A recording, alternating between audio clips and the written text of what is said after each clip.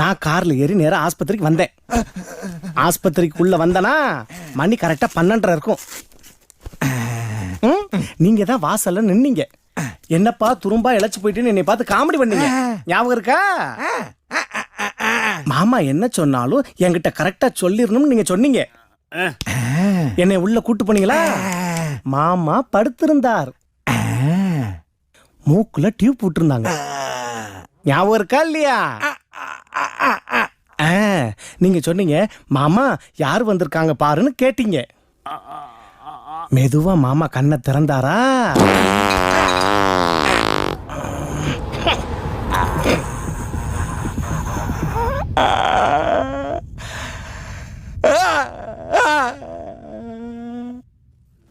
கேக்கல.